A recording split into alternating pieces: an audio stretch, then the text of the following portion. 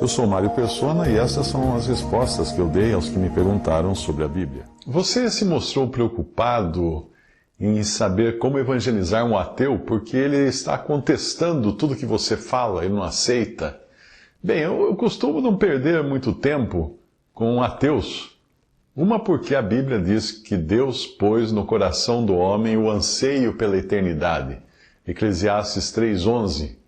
E outra porque os céus declaram a glória de Deus e o firmamento anuncia a obra das suas mãos. Salmos 19, versículo 1. E também porque o que de Deus se pode conhecer, neles se manifesta. Neles se manifesta. Porque Deus lhe manifestou.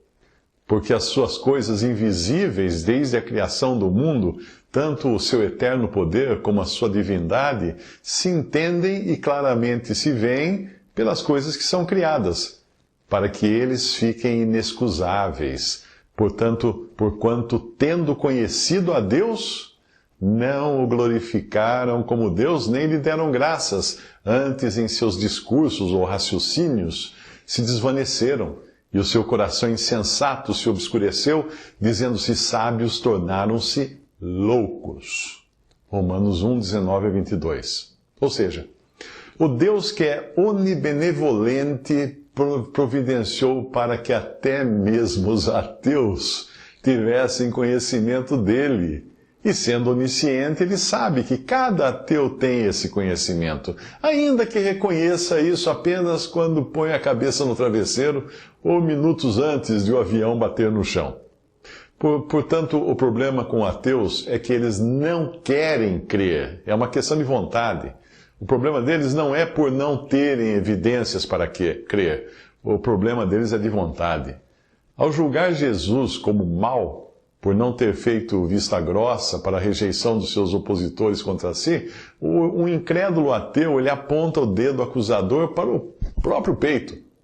Eu tenho certeza de que o seu amigo ateu não gostaria de morar num país onde as autoridades fizessem vista grossa para o crime e as pessoas pudessem fazer o que bem entendessem sem sofrerem qualquer tipo de penalidade. Nesse país imaginário do seu amigo ateu, as pessoas deveriam simplesmente fazer de conta que estava tudo bem e abraçar forte o assaltante quando ele apontasse a faca para o peito de sua vítima e jogar livros para ele ler e poder se educar. Não, nem mesmo um ateu iria querer viver em um país assim, onde o mal fosse chamado de bem. Ele chamaria a polícia se alguém invadisse sua casa sem saber que foi Deus quem delegou a autoridade à polícia para agir e até matar um bandido que ameaçasse a vida das pessoas. Governo e autoridade foram coisas instituídas por Deus. Por isso, quem resiste à potestade ou ao poder ou à autoridade, resiste à ordenação de Deus. Romanos 13, 2. O seu amigo ateu não percebe que aquele Jesus que andou aqui tão humilde e ao mesmo tempo tinha o poder de estancar uma tempestade e multiplicar pães, ler o pensamento das pessoas, além de curá-las de toda enfermidade, ele também poderia ter transformado aqueles fariseus em cinzas com uma só palavra.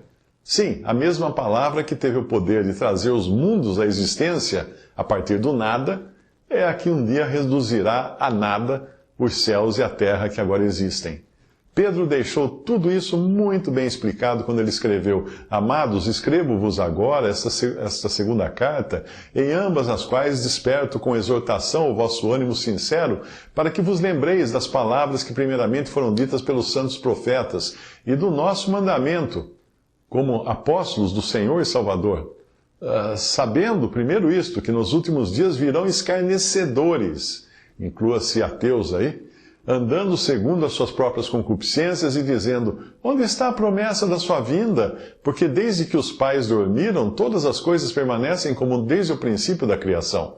Eles voluntariamente ignoram isto, que pela palavra de Deus, já desde a antiguidade existiram os céus e a terra, que foi tirada da água e no meio da água subsiste, pelas quais coisas pereceu o mundo de então, coberto com as águas do dilúvio, mas os céus e a terra que agora existem, pela mesma palavra se reservam como tesouro e se guardam para o fogo até o dia do juízo e da perdição dos homens ímpios. Mas, amados, não ignoreis uma coisa, que um dia para o Senhor é como 1000 anos, e 1000 anos como um dia.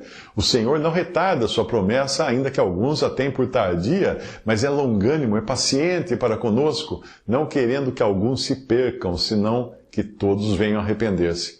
Mas o dia do Senhor virá como ladrão de noite, no qual os céus passarão com grande estrondo, e os elementos ardendo se desfarão, e a terra e as obras que nela há se queimarão.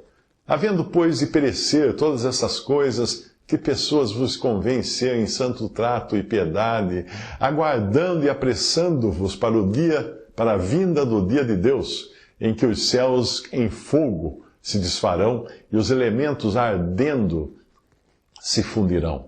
Mas nós, segundo a sua promessa, aguardamos novos céus e nova terra em que habita a justiça. 2 Pedro 3, de 1 a 13.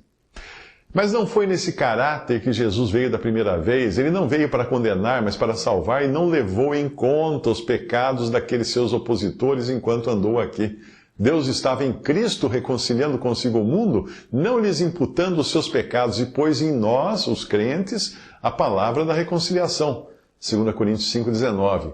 Mas Jesus voltará, aí sim, sem misericórdia, e naquela aparência terrível em que ele aparece no livro de Apocalipse. Ele virá para julgar os incrédulos, o seu amigo ateu inclusive, caso ele não se converta, pois o que caracteriza um ateu é a sua soberba de achar que conhece todas as coisas e se acha no direito de decidir se Deus existe ou não.